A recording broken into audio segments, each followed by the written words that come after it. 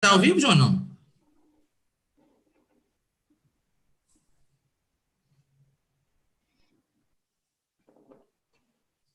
Já está ao vivo, Júnior? Não, ele disse só um segundo. Ah, então tá bom. Então, pronto. Eu aviso para poder. Estamos ao vivo? Estamos. Então tá certo. Beleza. Boa noite a todos e a todas. É um prazer estar aqui representando a ESA nesse esse evento que a gente está desenvolvendo, de workshop, que a gente vai abordar algumas especialidades aí do direito, vai trazer grandes personalidades referente a cada um dos temas. E hoje eu vou ter um prazer de ser o mediador aqui de uma área que, para mim, é muito cara, e eu fico feliz de estar podendo falar sobre ela, que é o direito imobiliário. E estou com duas grandes personalidades da área, né? O Apolo Scher Filho e o Thales Pontes. São dois coordenadores de curso de pós-graduação. O Apolo, vou ler rapidamente aqui o currículo dele: advogado, corretor de imóvel, dirigente imobiliário, autor do livro Locação Imobiliária, do corretor ao advogado, sócio-diretor da BS Imóvel, sócio-diretor da Barra da Rio Scherer, advogado associado, sócio-diretor de Clube Imobiliário, doutorando em Direito, coordenador e professor de pós-graduação em Direito Imobiliário, coordenador de pós-graduação em pós-gestão condominial, especialista em Direito Imobiliário, especialista em Direito do Trabalho. Nossa, é muita coisa. Diretor de Educação Continuada, coordenador de subcomissão de locação, membro de comissão de ensino jurídico e vice-presidente do STJK. O meu amigo Thales, graduado em Direito pela Unifor, pós-graduado em Direito Imobiliário, notarial e registral pela UVA, pós-graduado em Direito do Consumidor pela Unifor, mestrando em Direito e Gestão de Conflitos pela Unifor, advogado, consultor na área imobiliária, corretor de imóvel, coordenador e professor de curso de jurídico de pós-graduação, membro da comissão de Direito Notarial, membro da Comissão de Direito Notarial e Registral, membro da Comissão de Direito de Imobiliário, palestrante e articulista. Ave Maria, muita coisa. Esqueceu de uma coisa, não foi, Thalisão? Esqueceu de uma Torcedor do coisa. Ceará, torcedor do E eu, Ceará. torcedor do Grêmio. É a maior credencial. Eu estava um pouquinho triste, porque eu estava falando sozinho aqui, vocês não estavam aparecendo. Pelo amor de Deus, fiquem aqui comigo. Sinta saudade não, sinta saudade não. E aí a gente vai falar aqui sobre temas. A gente vai falar sobre locação, mas temas mais específicos. Aqui o Apolo vai falar sobre novas modalidades de locação e o Thales sobre locação e legislação especial relativo à pandemia. Então, acho que eu vou começar aqui, já agradecendo, feliz aqui por estarem vocês comigo. Se vocês, as pessoas que estão nos ouvindo, se puderem mandar mensagem, eu acho que a gente consegue ver por aqui. Vão perdoando aí qualquer falha, é porque nosso primeiro usando essa plataforma aqui, e, enfim. Vamos lá, Paulo. Vamos começar. Fique à vontade. Bem, muitíssimo obrigado, boa noite a todos, boa noite, doutor Willerson, doutor Thales, amigos também, que são meus amigos, nos encontramos lá na FAMET, Thales foi meu professor, o Willerson foi meu professor também, e é muito gratificante eu estar aqui no meio desses grandes daqui do direito imobiliário. Queria agradecer a todos que estão nos assistindo.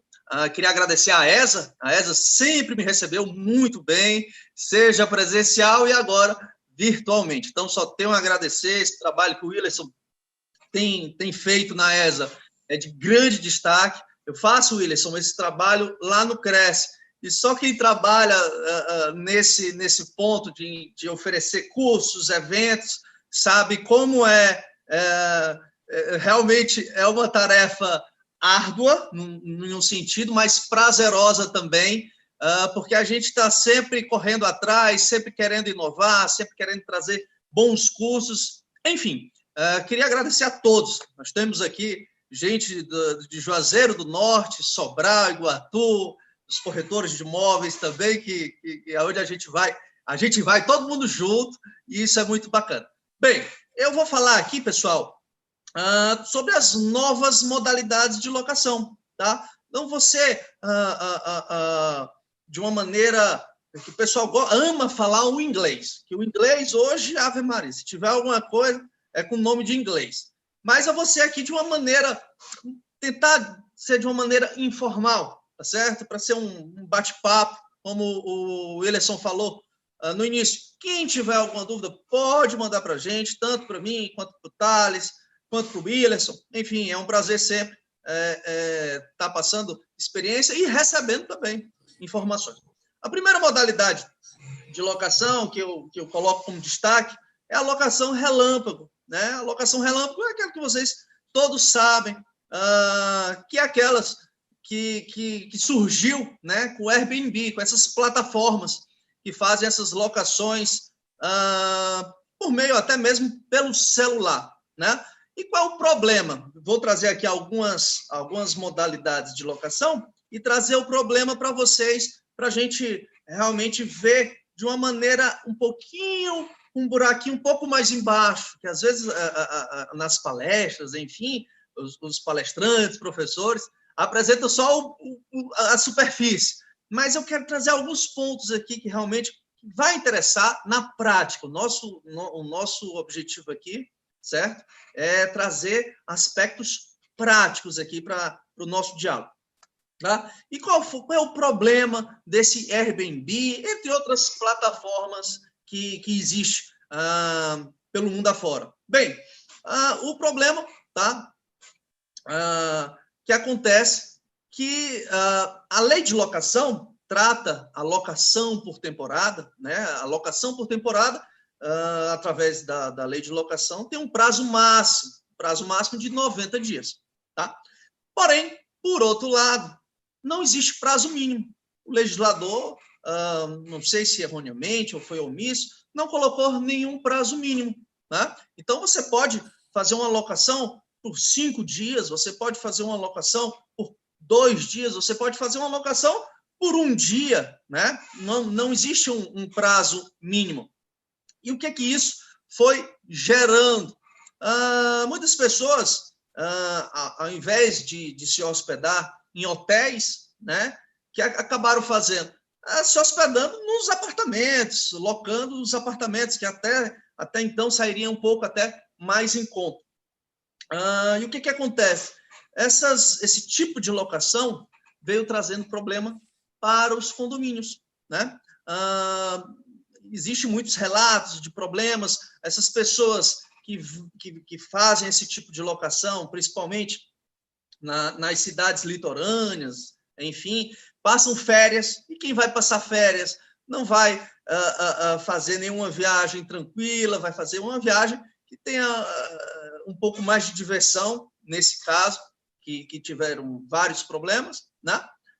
Então, isso acarretou muito problema aos condomínios, seja pela segurança, seja pelo sossego, enfim, trouxe muitos problemas. E aí surgiu várias teorias se é possível ou não esse tipo de locação, tá? Que ainda não tem aquela jurisprudência concretizada. Não tem. O legislador, quando foi fazer a lei de locação, ele jamais imaginaria, né, que a pessoa iria fazer uma locação por 1 dia, por 2 dias, por um final de semana, até porque isso é coisa de hotel. A lei é de 1991, então isso seria a função do hotel, da pousada, fazer esse tipo de hospedagem. Mas o legislador jamais passou pela cabeça que teria, depois de 20, quase 30 anos, um celular que você pudesse fazer a locação pelo celular, enfim. O que acontece, pessoal? Então, existe hoje em dia 2 correntes. Uma que diz que é possível, realmente é possível esse tipo de locação, porque a lei não traz nenhum impedimento, ela não traz nenhum prazo mínimo, e ela é fundamentada pelo direito de propriedade. Se eu sou dono desse imóvel, eu posso utilizar, eu posso alugar esse imóvel, e eu estou vendo aqui na lei que não tem nenhum prazo mínimo. Então, de acordo com essa corrente, é possível esse tipo de locação. Por outro lado, capitaneado pelos síndicos, vamos dizer assim, com dores de cabeça, o que eles fundamentam? Não, é o direito coletivo. Esse tipo de locação traz uma celeridade muito alta de entrada e saída de inquilinos. Isso pode acarretar tanto problemas na segurança, no sossego, inclusive em um dos processos que, inclusive, já peguei, relatam que tinham condôminos, inquilinos, correndo de maneira nua pelos corredores do condomínio. Então, está em debate essas duas correntes, certo? Uma que diz que é em relação ao direito de propriedade, pode perfeitamente, a lei não menciona nenhum prazo mínimo, e existe o direito de propriedade. Já o outro que diz que não é possível, né? Que é o direito coletivo. E a gente teve agora um dos casos na pandemia, né? Que muitos condomínios, principalmente, acho que o primeiro que teve essa proibição foi lá no Porto das Dunas, né? Que proibiram a locação por temporada, fundamentado, tá? Na saúde dos demais condôminos, não é isso?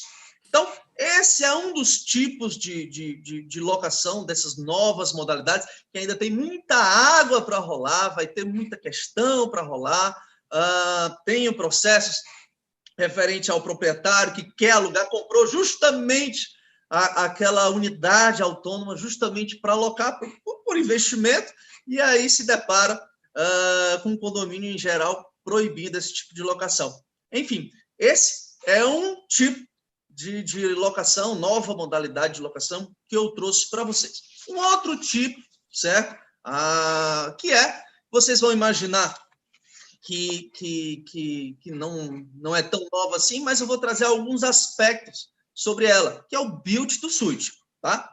Build to Suit, ou BTS, como você preferir, certo? Qual é a lógica deles, tá?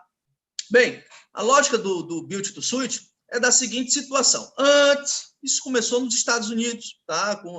Com aquela rede Walmart. Antes, para uma empresa montar a sua filial, o que ela tinha que fazer? Procurar um imóvel, seja lá um terreno, né? Vamos imaginar um McDonald's. Geralmente eu coloco McDonald's, porque quando eu falo McDonald's, tá? A gente já vê a imagem do McDonald's. Todos os McDonald's praticamente têm a mesma forminha, que é a casinha com telhadinho, com aquela varandinha. Enfim, é mais ou menos, seja onde você for, em Campinas, seja você vai em qualquer cidade aqui no Brasil, né? É mais ou menos naquele mesmo estilo. Então, vamos dizer que o McDonald's queira montar uma filial em Juazeiro do Norte. Vou dar um exemplo, um grande abraço, pessoal, Juazeiro do Norte, região do Cariri. Então, para antes, né, o que é que ele teria que fazer? Primeiro, comprar o terreno. Primeiro de tudo, comprar o terreno. Depois, fazer o planejamento para construir aquela casinha do McDonald's com toda a sua estrutura. E depois se alojar. Pessoal, para fazer tudo isso aí, é uma leva de dinheiro. Vai ter uma perda de capital de giro, né? Muitas empresas, às vezes, faziam isso e, às vezes, quando iniciava, já estava cansada, porque os gastos já estavam nos limites. Então, o que o Walmart fez? Bem, o Walmart pegou um investidor, que pode ser pessoa física ou pessoa jurídica, melhor ser pessoa jurídica, sendo banco, pega um investidor e diz o seguinte para o investidor: o investidor, eu tenho esse projeto aqui, eu quero que você compre esse terreno e que construa esse projeto aqui do jeito que eu preciso. Ou seja, a gente está imaginando um McDonald's, né? Então, a gente já está imaginando aquela casinha com telhadinho vermelho, com as vidraças, enfim, com um balcão de atendimento, enfim. E o que acontece? O investidor faz isso, tá? E imediatamente depois eu alugo. Eu que vou investir, eu vou alugar, né? E deve perguntar, Apolo, e qual é a vantagem? Qual é a vantagem disso aí? Bem, para o locador, né? Para o locador, investidor, a vantagem é a rentabilidade do aluguel. Pessoal, esse tipo de locação, a grande característica são prazos extensos, prazos de 20 anos, 25 anos, 30 anos, enfim.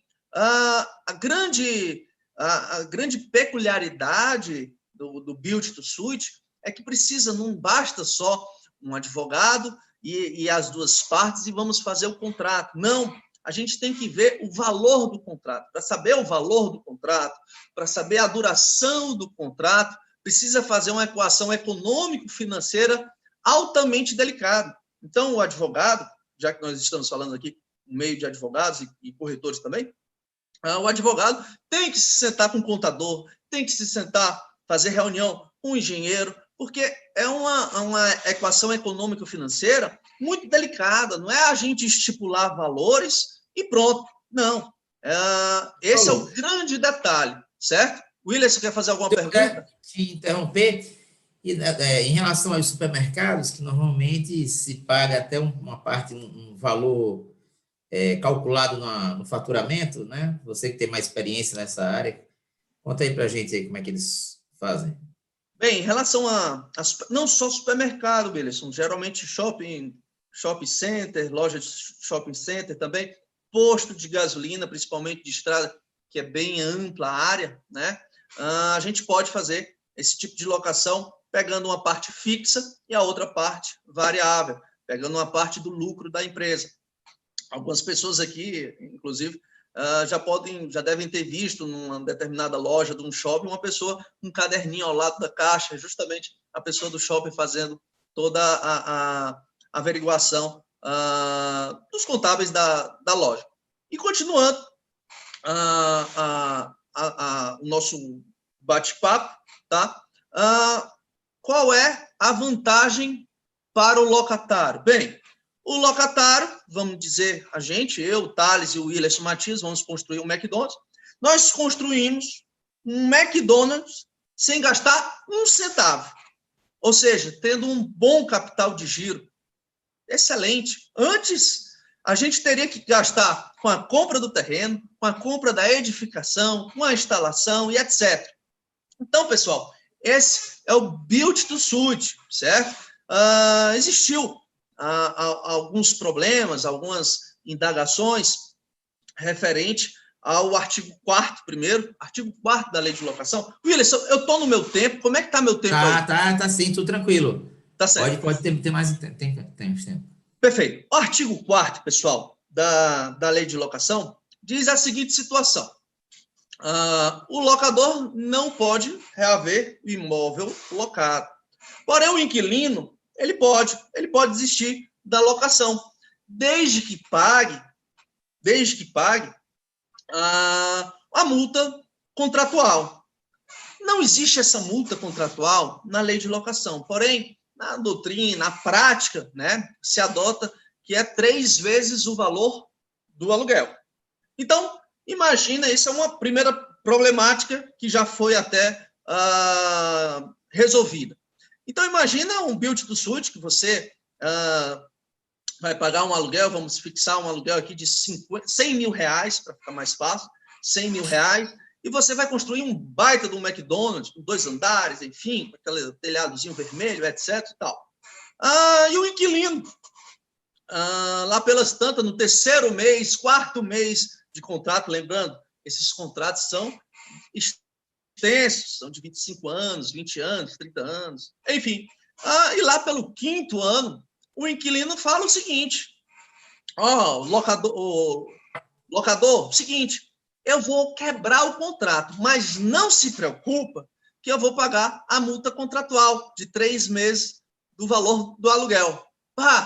Isso aí é um tiro para o locador. O locador, os 3 meses de aluguel não paga nem o terreno, praticamente, que foi comprado, né? Então, os advogados desses investidores viram que a nossa legislação, a legislação brasileira, a 8245, teria essa falha, que poderia trazer prejuízos aos investidores.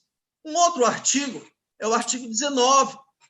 O artigo 19, pessoal, diz da ação revisional. A ação revisional é aquela que, após 3 anos da assinatura do contrato, ou você locador, ou você locatário, vai dizer o seguinte, olha, o contrato realmente, eu sei que eu fiz um aluguel com um preço X e etc., mas esse valor não está valendo com o mercado.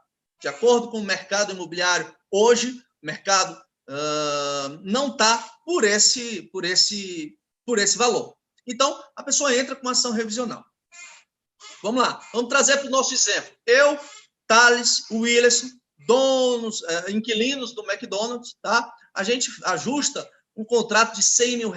Lembrando, para a gente chegar nesse ponto, que o aluguel é R$100 mil, não foi tipo, Thales, vamos fazer um sorteio aqui, vamos dizer que o valor é R$100 mil. Não, tem toda a reunião com o engenheiro, toda a reunião com o contador, ou seja, é uma equação econômico-financeira muito delicada, muito ampla, tá certo? Então, há um inquilino insatisfeito com aquele valor de R$100 mil, entra com ação revisional e o juiz fala, não é mais R$100 mil, é R$70 mil, é R$80 mil. Isso acaba também com o locador, não é isso? Então, os advogados, os investidores viram que na legislação de locação brasileira, a 8245, tinha essas duas normas que poderiam trazer prejuízos aos investidores. E eles deixaram, por um período, deixaram de investir, deixaram de fazer esse tipo de contrato. Porém, pessoal, esse tipo de contrato envolve questões tributárias, envolve emprego, isso é muito bom, isso é importante para o país, né? Então, o Brasil, o nosso Estado, acrescentou, né, o artigo 54A da Lei de Locação, que fala justamente do build to suit, ou seja, ele resolveu esses dois pontos. Em relação ao artigo 4º, tá? Se o inquilino desistir, depois vocês podem colocar na lei, tá? O artigo 4º, ele resolveu da seguinte situação: se o inquilino desistir do contrato, ele vai pagar todos os meses que vão pela frente. Ou seja, o inquilino agora, antes de desistir, vai pensar 2, 3, 10 vezes de desistir desse contrato. Isso foi excelente, bacana.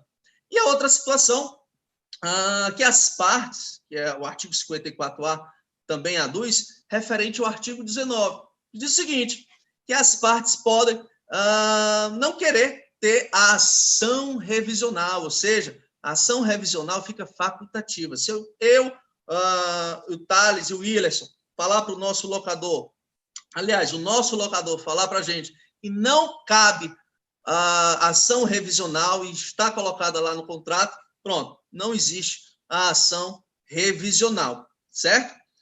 Então, esse é o build to suit, com todas as suas características, tá? E aí, pessoal, surgem mais questões que estão por vir ainda, certo? Paulo, deixa eu te interromper um minuto, que o doutor Arquimedes aqui está perguntando aí qual seria o caso, né, de propor uma ação revisional, se poderia, em alguma exceção, ser proposta isso aí. Perfeita pergunta. Quem foi que perguntou? O Arquimedes. Arquimedes, excelente pergunta, tá? Márcia Vieira, eu vou já te responder também, o pessoal aqui está perguntando. Vamos lá. Eu vou responder a pergunta do nosso amigo na sequência, porque eu vou trazer 2 pontos aqui que vai trazer muito problema para o judiciário, certo? Primeiro, vamos dizer que a gente fez um contrato de 20 anos. Perfeito. Fizemos um contrato de 20 anos. Terminou o contrato de 20 anos, vamos renovar. Esse novo contrato, ele tem que ser build to suit? Ou, de outro modo, não é mais contrato build to suit e agora é um contrato normal. Então, vai ter essas 2 questões, tá? Existe a primeira corrente, que diz que continua sendo build to suit por conta da natureza, iniciou como build to suit e permanece como BTS. E a segunda corrente que diz que não, já acabou a essência do build to suit. Aqueles valores foram calculados em relação à compra do terreno, a edificação do imóvel, enfim, terminou aquilo ali. Então, esse é um ponto que vai ser ainda muito debatido. Por quê? Porque os contratos que nós temos aqui de Build to Suit, aqui no Brasil, ainda são novos, ainda estão na metade do tempo. Não existe ainda, acredito que não, nenhum contrato que já chegou aos 25, 30 anos. E a outra seria em relação a esse ponto que o nosso amigo falou, né? E se realmente o inquilino veio uma pandemia, né? E entrou com ação revisional, aí vai chocar, pessoal, dois princípios, né? Vai chocar os dois princípios. Pacta sunt servanda, de um lado, e o outro princípio, que é o equilíbrio econômico dos contratos. Então, vai ser uma tarefa árdua, Willerson, Thales, amigos, para ainda poder mais, Apolo, te interrompendo aqui um pouco, porque imagina se uma empresa, lógico que ela faz essa alocação e imagina que vai passar 20 anos faturando, vai passar 20 anos recebendo e tal, e por qualquer motivo que economicamente um fator externo, enfim, essa empresa não consegue manter. Não seria também um fato de enriquecimento ilícito ou oneração muito grande? Imagina passar 20 anos pagando um negócio que você não está produzindo, desde o terceiro? Isso vai ser muito debatido. O que os tribunais têm decidido, Apolo? Ainda não chegou a essa situação, Willis. Por isso que é muito interessante esse debate aqui entre a gente, tá? Porque não tem nenhuma jurisprudência concreta a respeito disso, e vai vir muita cobra por aí referente a esses contratos Build to Suit. Em relação a uma pergunta, a Márcia Vieira, grande abraço, Márcia. A Márcia está perguntando aqui, esses custos, né, do valor do aluguel, esses custos são inseridos na formação do aluguel? Sim. Como eu disse para vocês, para a gente chegar num denominador, num valor, né, em relação ao valor do aluguel, precisa fazer uma equação econômico-financeira muito delicada, muito detalhada. Você faz reuniões com engenheiros, com até mesmo corretores, para saber o preço de mercado daquela região. O corretor pode fazer o PITAM, né, o parecer técnico mercadológico. Então, esse é o Build to Suit. Está ainda na metade aqui no Brasil, já chegando ao final, então vai aparecer esses pontos, que são pontos relevantes, e eu quero ver como é que vai ser a nossa jurisprudência. Vou estar, aquele negócio, vou comer, quero ver um mar pegando fogo para comer peixe assado. Enfim, só sei que eu vou participar dessa situação também. Eu quero ver como é que os nossos tribunais vão desenrolar no decorrer da história.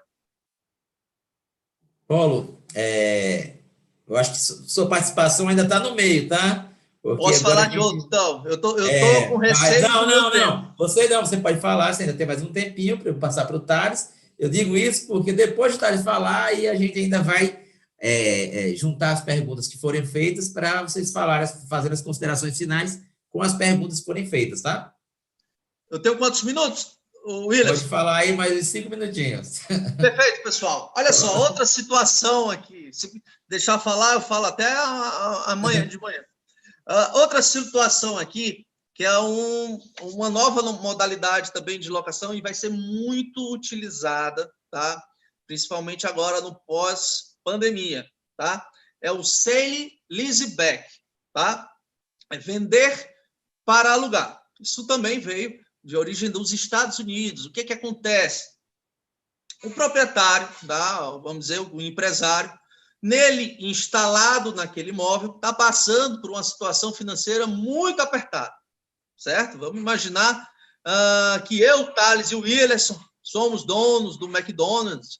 Enfim, eu estou muito empolgado com essa sociedade, viu, Apolo? Eu gosto de pensar assim, Estou me sentindo vai terminar essa live, eu me sentindo até mais bem-sucedido, né? Eu gosto de falar da sociedade com quem tem muito dinheiro, assim, como o Apolo e o Eu já Willis. É fiquei uma dono coisa do mais tranquila. McDonald's, já fiquei investidor imobiliário, já estou Bacana. até pensando Então, mas aqui. olha só, agora vem a parte ruim.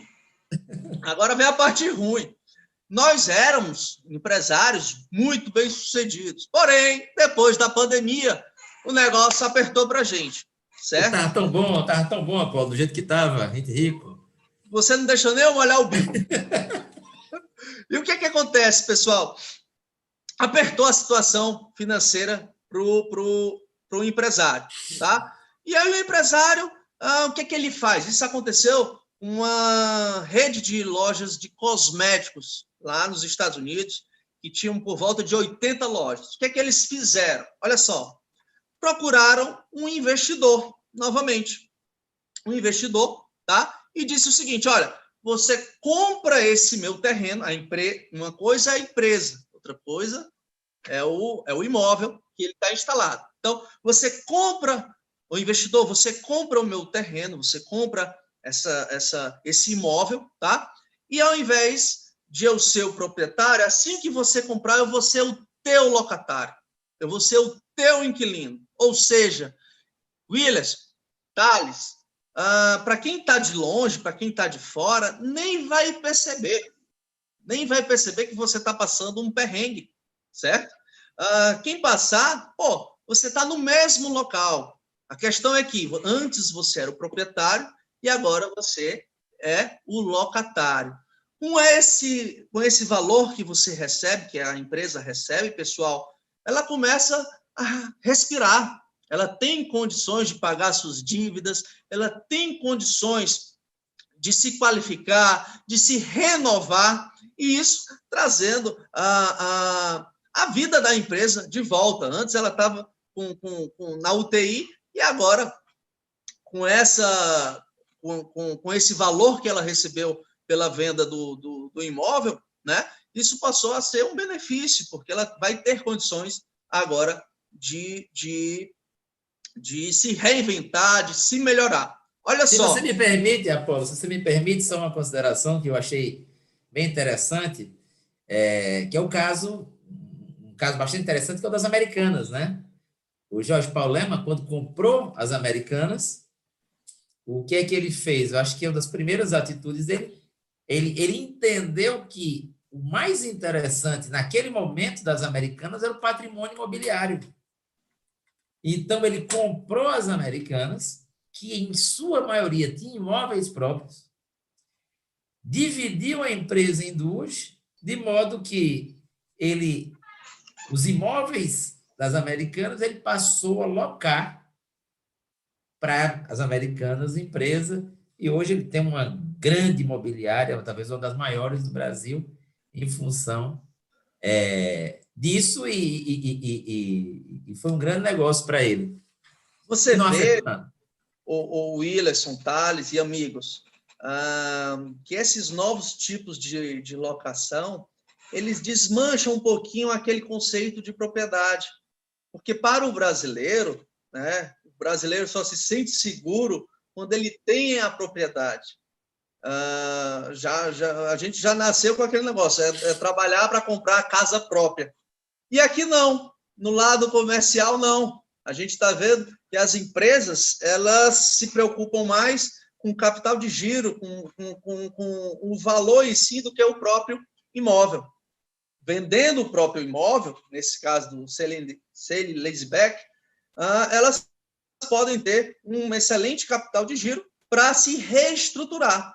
Por exemplo, essa empresa que é dos Estados Unidos, ela tinha 84, 88 lojas. E ela fez isso com essas lojas. E depois de muito tempo, ela já está comprando novamente aqueles imóveis. Ou seja, a empresa se reestruturou, se requalificou, enfim.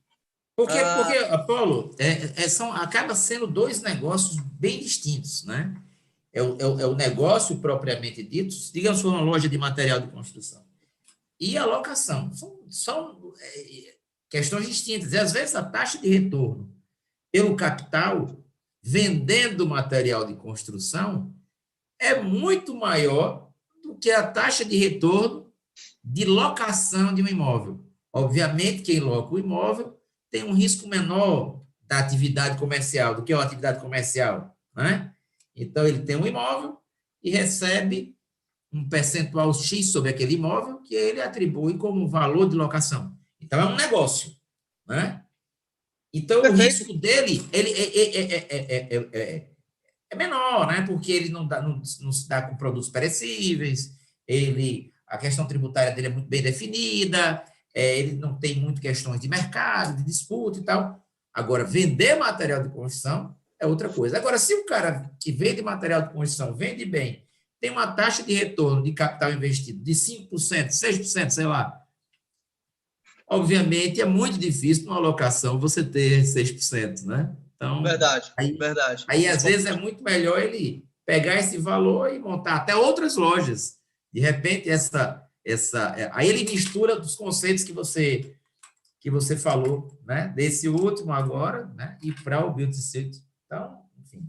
Perfeito. Essa é um pouco aí do que a gente pode falar de novas modalidades de locação. Queria agradecer a você pelo convite.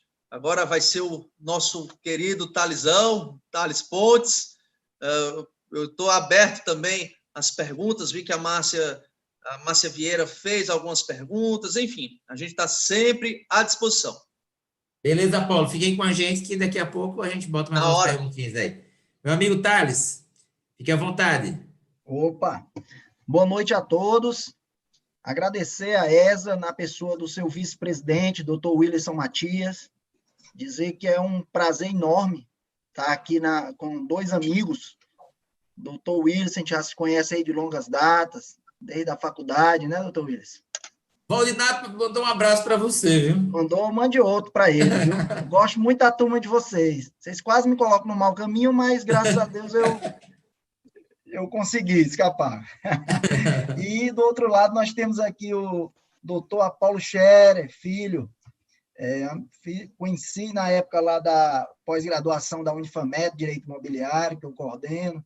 Apolo foi o nosso aluno brilhante, né? Tanto é que hoje está seguindo forte aí no mercado imobiliário, também coordenando pós-graduação.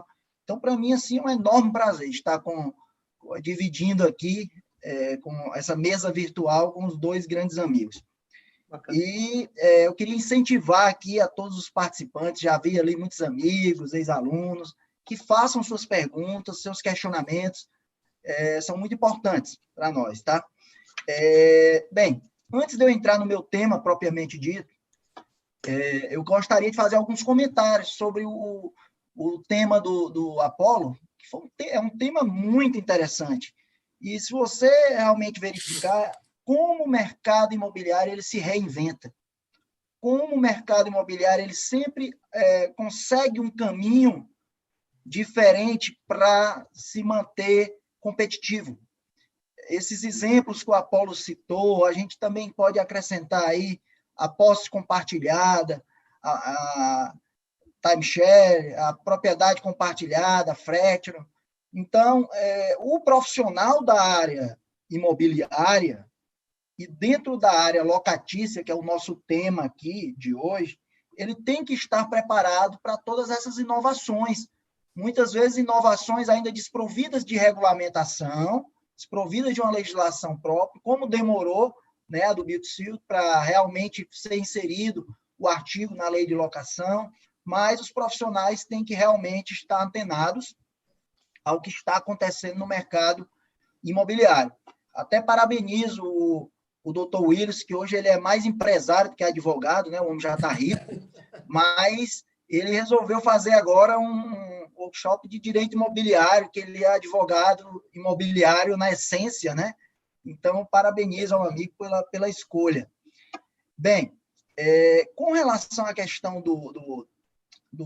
das locações por aplicativos, que o Apolo mencionou, a gente não pode perder de vista que nós temos empreendimentos diferenciados, como são empreendimentos mistos, residencial e comercial, empreendimentos de apart-hotel, resorts, né? Empreendimentos onde a natureza, pools hoteleiros, né? A natureza desses empreendimentos é justamente a locação. é justamente aquela locação de curta temporada. E, nesse aspecto, para vocês terem ideia, até nesses empreendimentos especiais, o Airbnb foi muito criticado. Até nesses empreendimentos. Quanto mais no empreendimento residencial, né? Quanto se imaginaria aí o Airbnb sendo utilizado por proprietários, né, em empreendimentos residenciais. Por isso que a questão é tão polêmica e gera tantas discussões, inclusive jurisprudenciais. Mas era só um comentário que eu queria fazer ao brilhante tema do Apolo, e já entrando aqui no meu tema, eu também quero aproveitar para falar de algo atual, né? A gente quer falar de um tema palpitante ligado à pandemia, né? O momento que estamos vivendo é esse.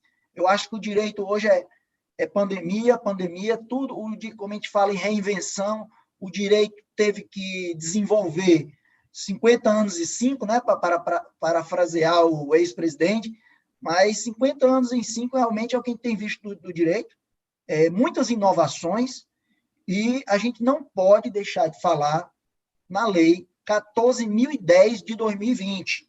Quem ainda não teve um conhecimento mais próximo dessa norma, anote, Lei 14.010/2020, que ela é uma lei que traz um regime jurídico, certo? Um regime jurídico emergencial e transitório para as relações privadas nesse período da pandemia, do coronavírus. Ou seja, essa norma ela buscou trazer as diretrizes para que as relações privadas e, claro, relações imobiliárias pudessem ter um norte. Como é que os julgadores, como é que os profissionais, os atuantes no mercado iriam iriam lidar com essas situações. Dentro da locação, a gente tem visto, desde o início, uma insegurança jurídica muito grande. As pessoas chegam e dizem, Thales, o que é que eu faço aqui nessa locação? O direito cabe ao locador, cabe ao locatário. Primeiro você tem que ver o pré-pandemia, o antes e o durante. E agora nós estamos chegando quase no pós-pandemia. O que se aplicava antes da pandemia, hoje, nós temos que olhar com outro viés, dentro de um outro cenário. Tanto é que essa legislação, ela, além de emergencial, ela é transitória. O que significa dizer?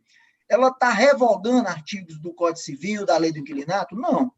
Ela está só deixando ele sem efeito temporariamente, e após encerrada a pandemia, esses artigos vão voltar a vigorar, tá? Então, importante, primeiro que a gente tem que levar em consideração da Lei 14.010. Bem, a Lei 14.010, ela, ao tratar da alocação, nós tivemos aí um longo caminho, né? Começou com o projeto de lei 1179 de 2020, de autoria do senador Antônio Anastasia.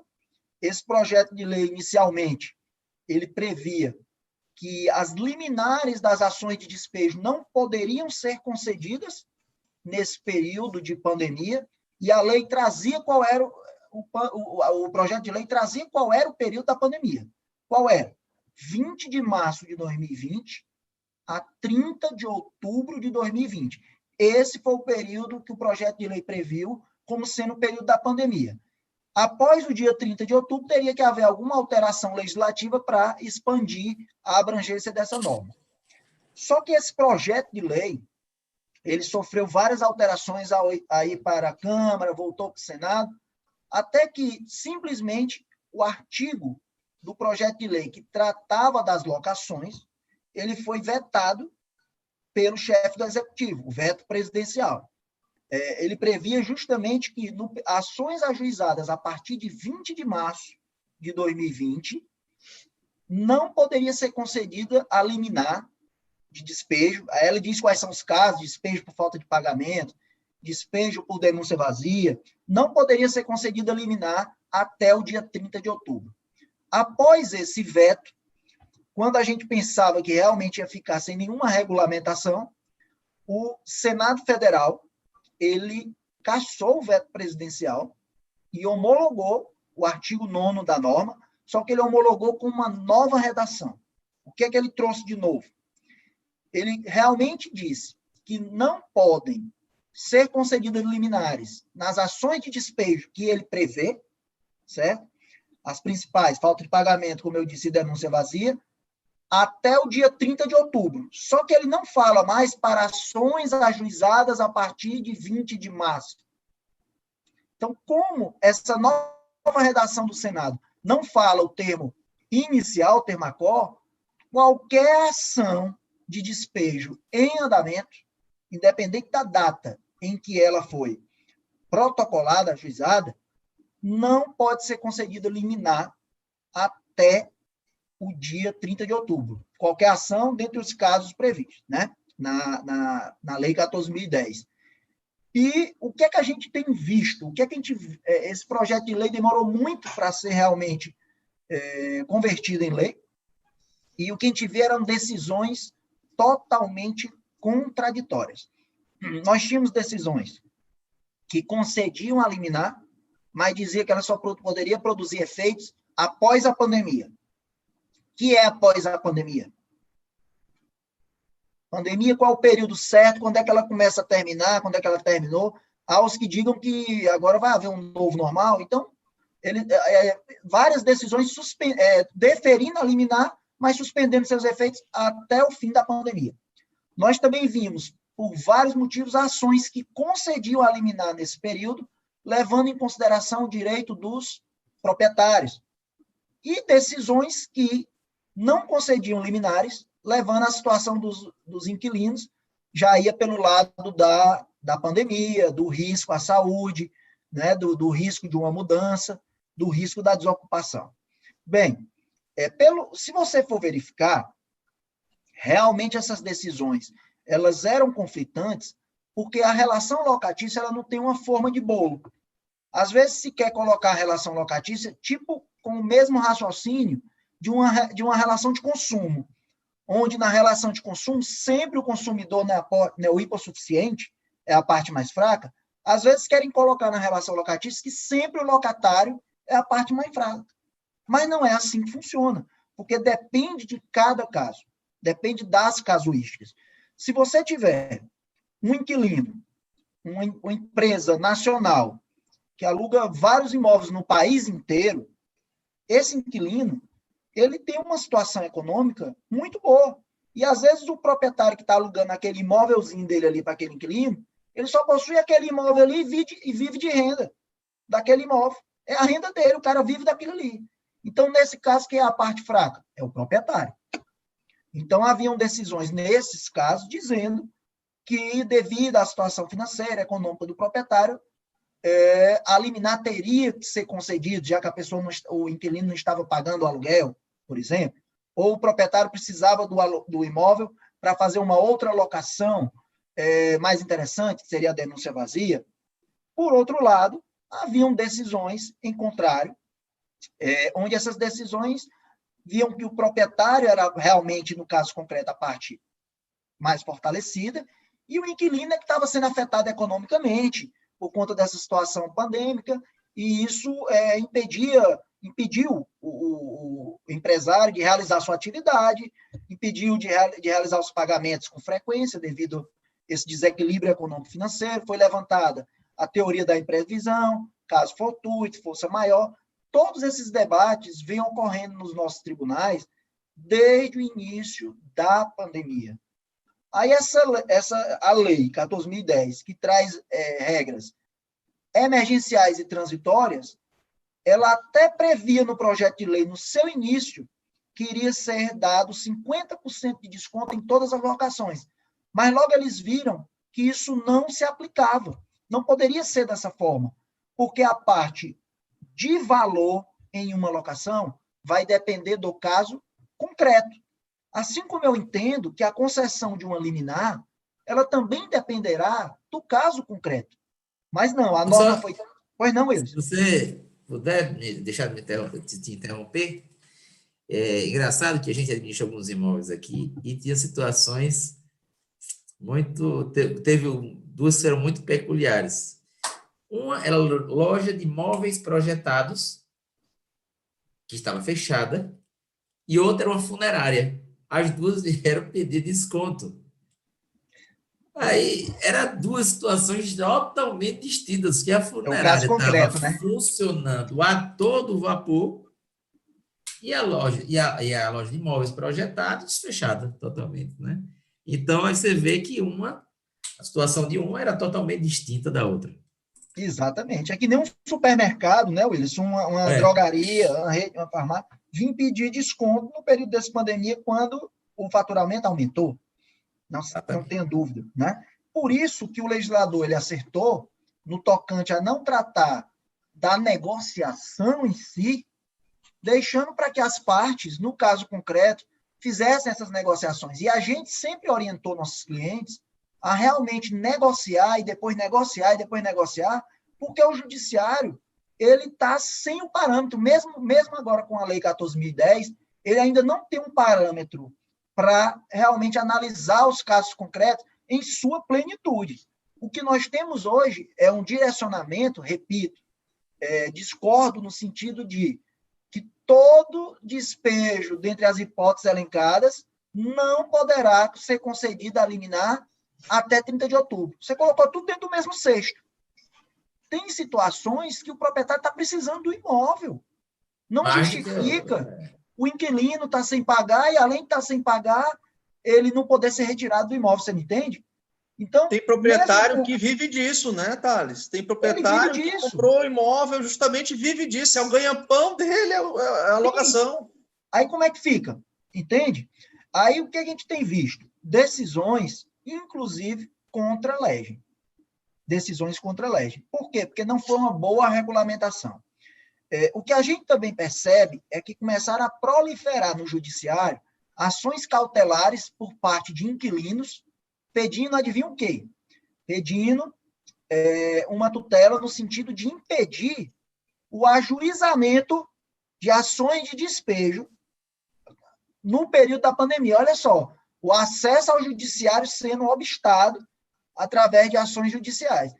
Eles não estão pedindo, né, nem que, caso seja interposta uma ação de despejo, não seja concedida a liminar, não, que é isso que diz a lei transitória. A lei transitória, que fique claro, ela não impede em nenhum momento que se ajuize o despejo. Ela não está permitindo a concessão da liminar até 30 de outubro. Se você ajuizar uma ação de despejo e ela tramitar e no final houver uma sentença procedente, a lei não falou em despejo em decorrência de sentença final de processo. Ela falou em liminar do artigo 59, parágrafo 1º. Ela foi expressa, entende? E aí o pessoal está conseguindo agora na justiça o provimento de tutelas de urgência no sentido de impedir o proprietário sequer de ajuizar ações de despejo. Então, o que é que eu vejo? Realmente, como eu tinha feito aqui a comparação com a relação consumerista, está se partindo do pressuposto que o inquilino, nas relações locatícias, sempre é a parte mais fraca. É porque ele duplica aí, Thales, quando ele entra com essa ação, ele duplica a chance de êxito dele. Sim. Primeiro, porque ele tem a chance do juiz impedir que alguém entre, né? E ainda ele acha, se o juiz não conceder isso, o juiz que recebeu a ação pode também não dar. Então, ele duplica a chance de não ser despejado. Acho que Exatamente. ele faz essa conta aí. E como eles têm conseguido, né, Willis, esses provimentos, eles pedem na audita parte, você não consegue nem trazer algum argumento contrário. Então, o que é que a gente tem feito aí na prática? A gente pega, agrava essa situação, falando principalmente da lei de locação, da lei 14.010, que não impede o ajuizamento da ação de despejo. A gente tem revestido isso aí no Tribunal de Justiça, e aí eu aproveito a ação do cara, certo? Que ele entra com uma ação de impossibilidade de ingresso de despejo, e faço aquele pedido contraposto que agora o novo CPC permite. E dentro desse pedido contraposto, eu já peço o despejo dele, dentro da ação dele. Tá entendendo? Aí eu já não pago a custo e tal, a gente já aproveita a ação dele para fazer o despejo. Bem, a gente tem que estar atento, né, a essas mudanças que estão ocorrendo. Na seara locatícia, elas são muito evidentes. Como eu estava falando aqui, nós temos empreendimentos da natureza de posse compartilhada, de propriedade compartilhada, e aí, né, nós temos 24 pessoas proprietárias de um imóvel, cada um utiliza uma semana, né? Aí, meia semana, uma semana, 12 proprietários, eles fazem um revezamento, né? Entre essas pessoas e na hora de ajuizar as dificuldades, na hora da taxa de condomínio, que é o encargo da locação. Então, realmente, nós temos muita coisa nova no direito imobiliário e, por conseguinte, no ramo locatício, e os profissionais têm que ficar muito atentos a isso. Outra coisa que eu queria colocar aqui, não queria deixar de passar essa informação, eu tenho acompanhado muito, viu, Wilson e Apolo, a questão da renovatória. Quando a gente isso serve por dois lados, viu? Locador e inquilino. O pessoal chega e fala: você entende da parte de renovatória? Entendo. Se eu fizer um contrato com 5 anos, atividade comercial, no mesmo ramo, né? Se tiver todos aqueles requisitos do artigo 51, você tem direito a renovar aquela relação locatícia, ok? Aí o que o pessoal faz? Advogados, inclusive, das partes, perdem o prazo decadencial para entrar com ação renovatória, que é de 1 ano a 6 meses antes do término do prazo da locação de 5 anos. Ok? Até aí, tudo bem. Se o cara for do ramo locatício, ele mata isso aí, ele faz isso aí. Tá? Ele não perde esse prazo, que é o mínimo que se espera.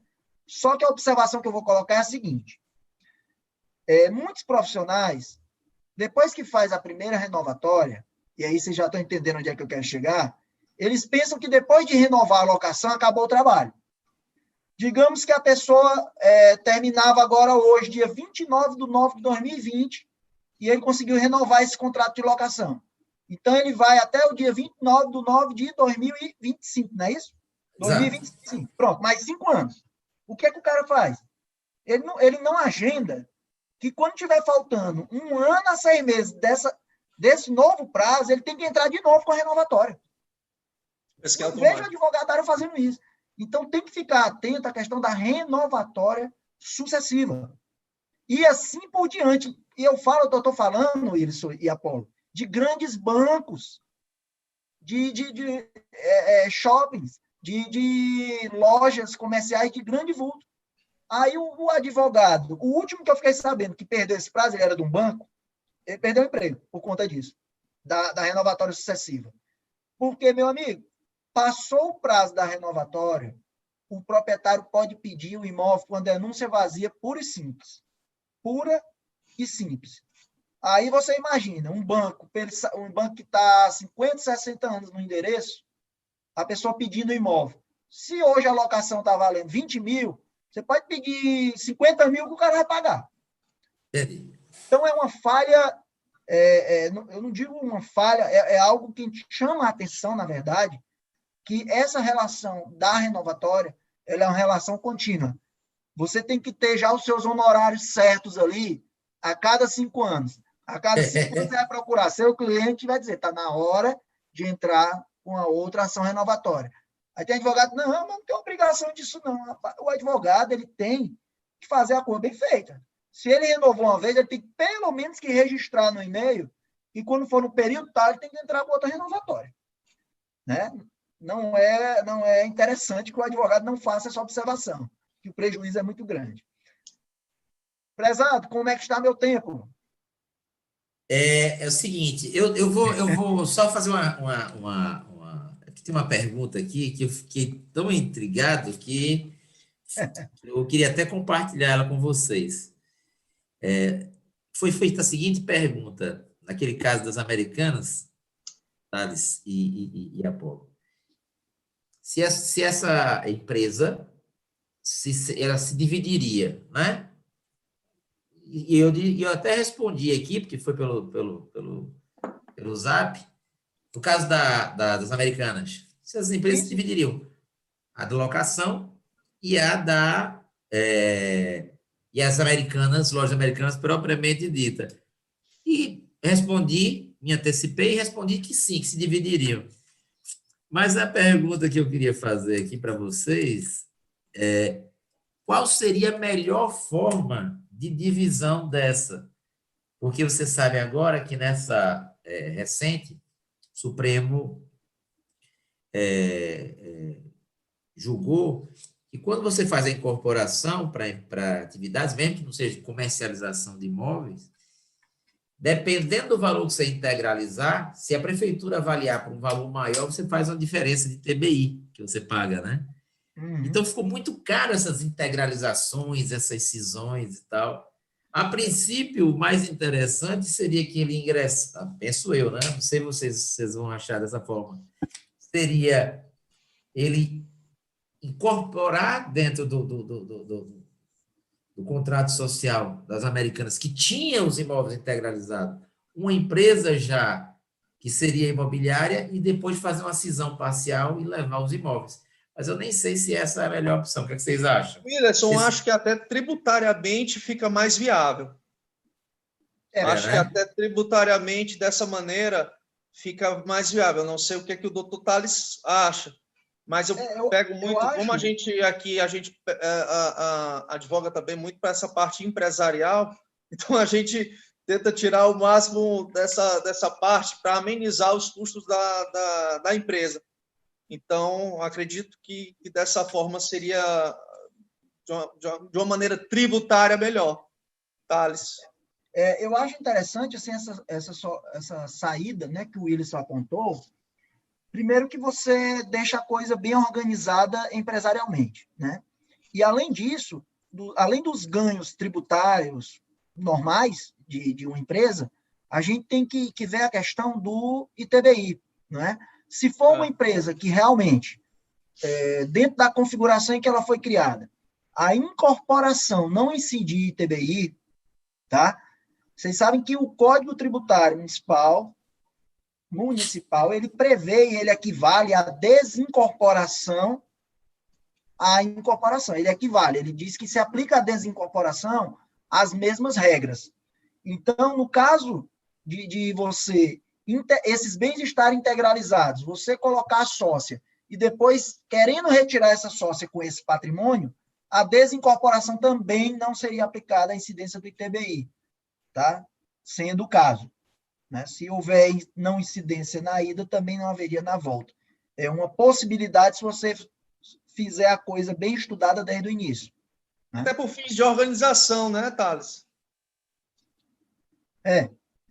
Porque assim, o ideia, assim, se ele não poderia montar uma outra empresa, né? Porque contabilmente são empresas muito antigas. Montar uma outra empresa, digamos, para gerir a atividade empresarial americana. Ele não poderia montar essa empresa porque já é uma contabilidade antiga, enfim, com várias implicações, com vários contratos, com várias coisas relacionadas, né? Então, eu acho que a saída mais fácil era sair os imóveis da empresa principal para uma empresa secundária, que essa empresa secundária poderia efetivamente se tornaria sócia e depois, né, ela retira o patrimônio. Tem uma pergunta aqui para ti, Thales. No caso dessas renovatórias sucessivas... Quem está fazendo a pergunta? Doutora Márcia Vieira. Doutora Márcia Vieira, um abraço. Ela perguntou o seguinte: no caso dessas renovatórias sucessivas, qual seria a opção do proprietário de retomar o imóvel?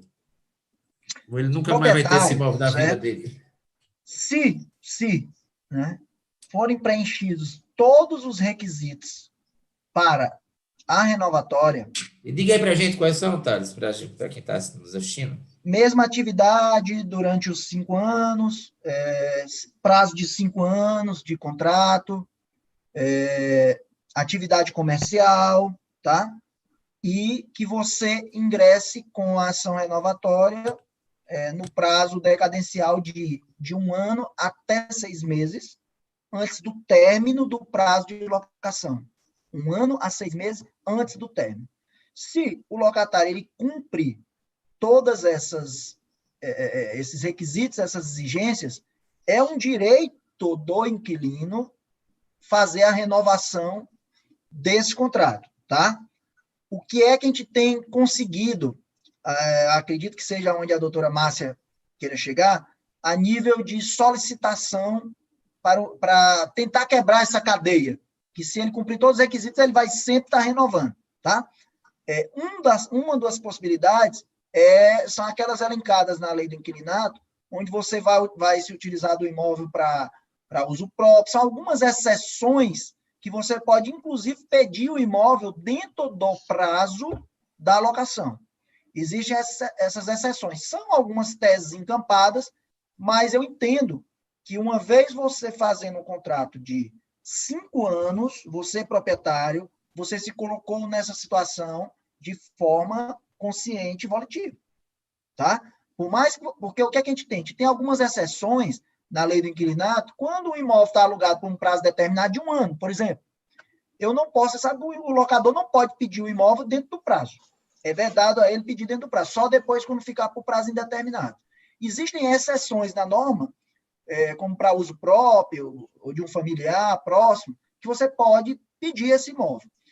Tentam utilizar dessa tese para colocar dentro das locações comerciais de 5 anos.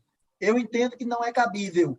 Então, respondendo à doutora Márcia, em que pese eu ter apontado aí essa linha que alguns colegas tentam seguir, nesse caso, eu acho que o direito cabe sim ao inquilino, de renovar e renovar e renovar. A lei é muito clara, né, Thales? Sim. Ela não dá nenhuma abertura. E veja bem, quando você faz um contrato de 4 anos, você cobra X. Quando você faz um contrato de 5 anos, já que você vai dar toda uma segurança ao inquilino, você cobra 2X, 3X.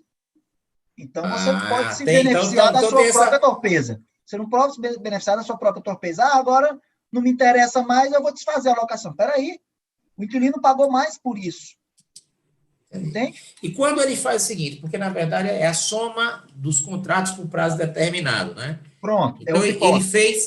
Então, vamos lá, ele fez o primeiro contrato de 3 anos, né? E depois ele fez um outro contrato de 3 anos. Caberia renovatória por 3. Não é isso, Thales? Não. Se ele fez de 3. A lei diz que é a partir de 5 anos, certo?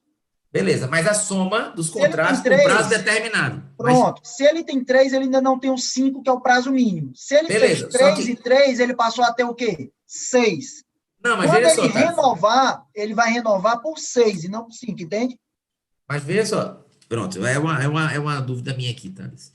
Ele fez de 3, ok? Quando estava no último dia, ou com 3 meses faltando, ou 1 mês, não importa, ele disse, olha, eu quero fazer...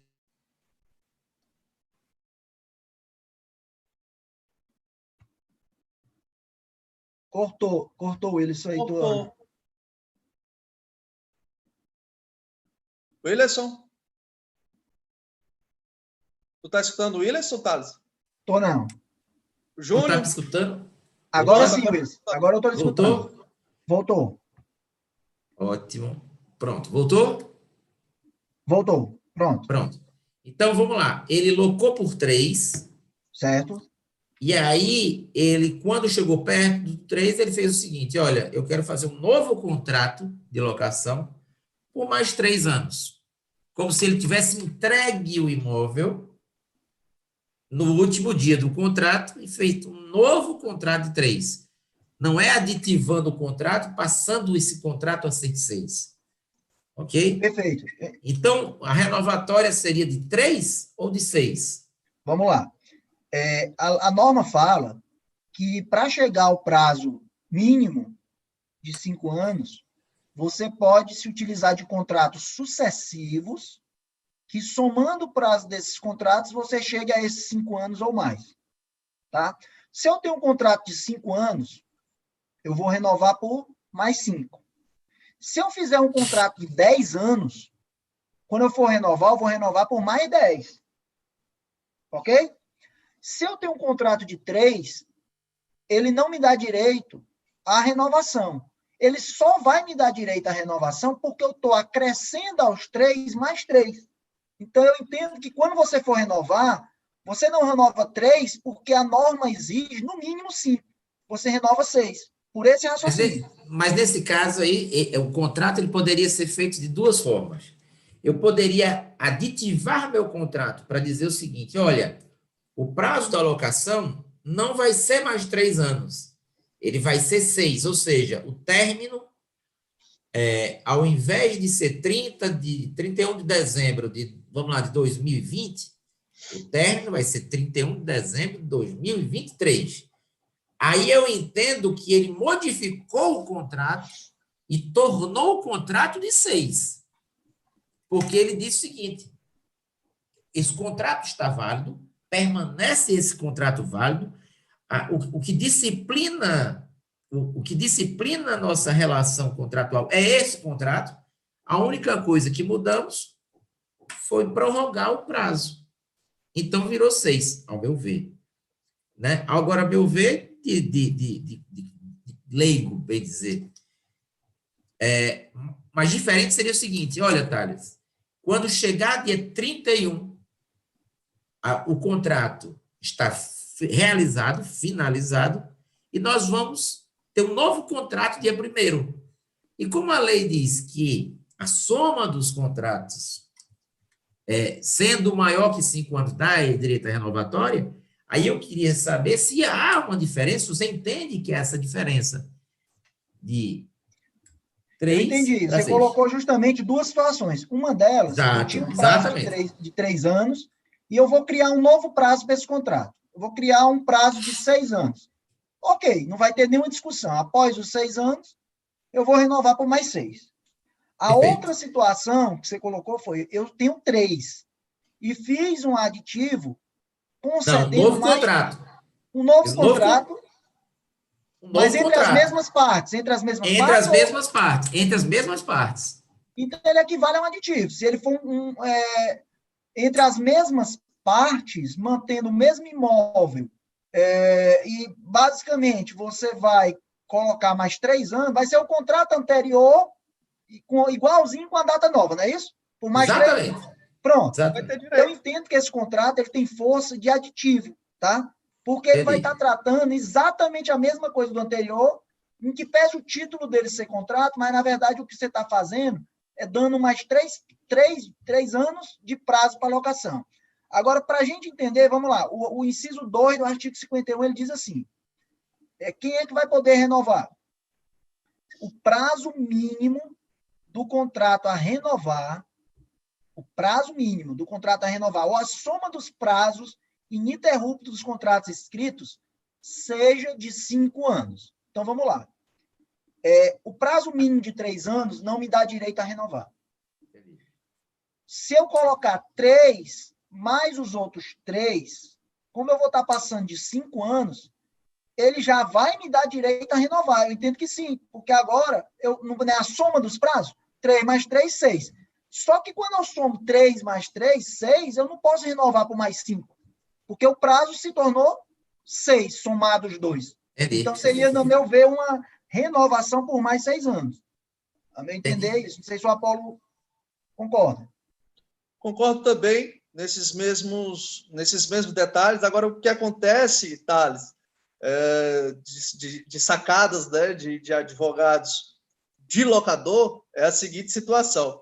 Faz um contrato de 4 anos e meio, passa 5 dias, 10 dias e faz um outro contrato, dizendo que a junção não daria ao direito da ação renovatória, né? Mas a gente sabe que aquilo ali realmente uma simulação. Eu queria saber de ti também em relação a esse tipo de comportamento, esse tipo de jogada, né? Eu também sou advogado de locador. Porque eventualmente, Thales, o cara poderia até fazer uma rescisão do primeiro contrato. Sim. Certo? Olha, nós estamos rescindindo o contrato. É sacado. Agora, vamos fazer o seguinte. No dia 5, volte aqui que a gente faz outro contrato. A gente, quando coloca... eu entendi perfeitamente.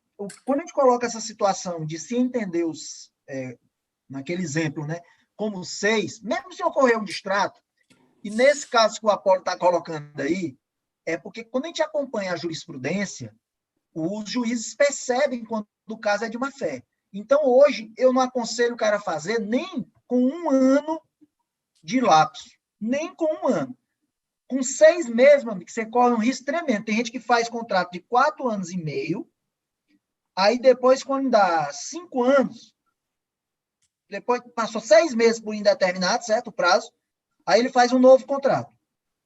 Os juízes, as decisões têm sido que aquilo foi só para burlar a renovatória, e eles somam os 4,5 com um novo prazo e consideram 5. Por mais que a norma fale em prazos ininterruptos. Eu já vi decisão até quando o lapso era de 1 ano.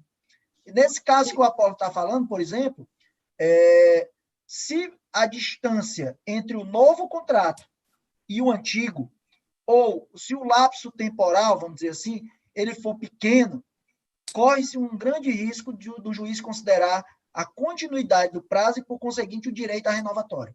Então, a melhor opção aí para o locador seria fazer um contrato de 4 anos e meio e deixar depois por prazo indeterminado, não é isso? Por um bom tempo. E aí o aditivo que modifica o valor do contrato. Você sabe como é que eu gosto de fazer? Eu gosto de fazer 4 anos. Eu não gosto de fazer nem 4,5. Thales, e quando o locador faz 4 anos e 11 meses, aí depois faz outro contrato, pô, cara, aí tenta... brincar, depois... né? É brincar com a sorte. Porque assim, veja bem, brincar com a sorte. Quando você coloca 4 anos, ficou muito claro, o prazo de 4 anos é justamente quando o proprietário não quer, efetivamente, fazer uma relação do que gere o direito à renovatória. 5 anos, ou que se aproximar de 5 anos cumpriu a norma, que se aproximou de 5, você está correndo o risco da interpretação da bula. Carlos, a minha pergunta aqui também, eu vou fazer essa pergunta aqui, meio que para finalizar, porque a gente já passou aqui 18 minutos, e hoje eu vi que esse tempo de 1 hora é pouco, viu? É bem pouco. Para falar de direito imobiliário, meu irmão, pode botar aí a semana todinha. Mas vou me dar aí ao luxo de fazer essa última pergunta aqui. Nesse caso aí, Thales, quando eu faço um aditivo, eu faço um contrato de 4 anos, e depois eu faço o aditivo para alterar o valor. Aí eu acabo, de certa forma, dando também, deixando expresso um novo contrato, ou como é que eu faço para majorar esse valor? Não, foi valor, sendo valor, não vejo risco, tá? Porque nós temos o prazo contratual, que é uma coisa bem definida, e nós temos o valor da locação. Inclusive, eu tive um caso que o inquilino quis usar de todos os aditivos que falavam em valor para dizer que ele tinha os 5 anos e tinha o direito à renovatória, tá certo? Mas veja bem, a cláusula do valor, ela é para ser simplesmente dizendo que o valor passou a ser, que era de tanto, passou a ser de tanto, ou que não haverá correção, índice de correção nesse ano, ou para dizer que o valor vai ficar congelado, está acontecendo muito agora no período da pandemia, até tal ano. Essa minha discussão foi justamente porque o cara disse assim, o valor que hoje é de tanto vai reduzir para tanto, e esse valor vai ficar congelado até 2023. Aí o cara, pronto, fechei os 5 anos agora. Porque você disse que o prazo do contrato vai até 2023. Espera aí. Nós estávamos tratando de valor. E que o valor reduziu e que ele vai ficar reduzido até 2023. Eu não estou dizendo que o prazo determinado do contrato, ou que o prazo do contrato, o contrato que se tornou por prazo indeterminado, agora tem um prazo novo. Para fazer isso, eu tenho que ser expresso. Eu tenho que dizer o seguinte, contrato termina hoje. Beleza. Eu tenho que fazer um aditivo dizendo que terminou no dia tal e agora vai ser prorrogado o prazo do dia tal, que é o dia seguinte, até o dia tal. Aí tudo bem, você fez uma cláusula de prorrogação de prazo. Mas dá pano para manga. Tem que ter cuidado. Tem pano para manga. Esse rapazinho que fez o aditivo, ele me deixou numa situação complicada. Porque não era para ele ter falado dessa forma. Aí o cara usou isso aí. Eu acho que dá pano para manga, porque ele disse, olha, se é para deixar até 2023, é para 2023. Eu não quero ser advogado do diabo e nem jogar bola nas suas costas, não, viu, Thales? Dá pano para manga. Faço não, rapaz. Olha, como é que você chega, né? É o que ele falou lá do outro lado. E está me dizendo que o valor da locação vai ficar o mesmo até 2023 e você não quer admitir que o prazo agora é até 2023. Porque eu estava Exatamente. tratando de valor. Eu não estava tratando do prazo da locação, que eu entendo que tem que ser expresso, até porque ele gera efeitos jurídicos. Entendeu? Mas tem advogado para tudo, né? Tem tese para tudo. Meus amigos. Isso que é bom, não é? Isso que é bom. Isso, exatamente. Exatamente. Meus amigos, eu queria aqui mandar um abraço aqui para a Adriana, uma amiga minha que está assistindo aqui ó, essa nossa live, e para o pai dela, o doutor Bosco, meu querido amigo. Eu queria já agradecer a vocês pela participação luxuosa aqui. Vi que tem muito pano para manga para a gente discutir. Gostei muito desse formato, apesar de achar pouco tempo. Já convido vocês dois a gente a ver algo de mais, até de mais tempo, de mais substância, para a gente fazer juntos, né? Foi um prazer estar com vocês essa noite. Quero fazer um agradecimento a todos que compõem a ESA, presidente Pragmácio, nosso diretor acadêmico, nosso diretor de Relações Institucionais, do Jovem Interior, o Léo, o Átila, enfim, o Rafael, e mais especialíssimo ainda, aos pilares da ESA mesmo, que é o Júnior, está aí agora. Sim. Dando esse suporte aqui, a gente salvou a gente dos aperreios, né? A Claudinha, a Valéria, enfim. Fico muito contente de participar da ESA. Sei que nosso momento é transitório, né? Que é esse período de 3 anos. E eu tenho certeza que elas vão continuar aí sendo grandes pilares. Meus amigos, muitíssimo obrigado. E aí, para suas considerações aí finais, para a gente finalizar. Thalisão, primeiro os mais velhos. Ainda bem que você não falou primeiro as damas, que aí assim eu respondo. Eu agradecer, viu, Willis, imensamente aí o seu convite. Seu convite, para mim, é uma ordem, viu? Conte conosco sempre que precisar. Estamos abertos a novos eventos, dentro da área imobiliária como um todo. A gente quer se colocar aqui à disposição. Realmente foi muito prazeroso estar aqui com os amigos. Eu acho que correu tudo bem.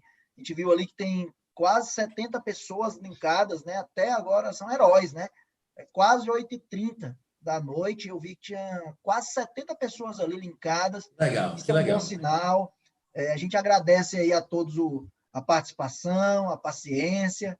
E dizer, Wilson, que a gente aqui agora, finalizando aqui esse evento, quando for amanhã, você for fazer o segundo dia, você cuida do seu áudio um pouquinho mais cedo, para não ficar... É verdade, para não passar perreio, não. Para não passar perreio, não. Mas é isso. Obrigado, passar a palavra aí ao Apolo. Mais novo. Um pouquinho mais novo. Tá mais acabado, mas é mais novo, né? Tá um pouquinho acabado. Não, deixa a gente bem acabado. Mas só tenho a agradecer o Willerson, ao Thales, por estar com esse bate-papo aqui. É muito descontraído, isso que é o bacana, né, do direito imobiliário, que a gente fala sorrindo, a gente fala batendo papo. Gostaria de agradecer a todos que estão nos assistindo, a Márcia Vieira, a Antônio Fernandes, a Leni, o pessoal está mandando mensagem aqui, a Leni lá do Crato está mandando mensagem, grande abraço, Cláudio, enfim, e dizer que eu estou sempre à disposição, o que for para contribuir, o que for para somar, eu vou estar sempre à disposição e parabenizar você, o pessoal da ESA como um todo, por esse evento. Tenho certeza, e já deixando aqui para amanhã, amanhã continua também, pessoal, até quarta-feira, com excelentes temas, com excelentes professores, enfim, algo só tem a acrescentar. Então, fico aqui o meu agradecimento, minha gratidão a todos vocês e um grande abraço. Valeu, Apolo. Obrigado aí. Olha, eu não conseguia ver a quantidade de gente que estava participando, foi uma grata surpresa aí, um abraço para todos. Chegou a 74. Que estão participando. Gente, abração aí e a gente se vê amanhã, né? A gente vai apresentar um novo tema. Eu espero que vocês assistam aí. Obrigado, gente. Felicidade. Grande abraço, pessoal. Obrigado a vocês. Um abraço.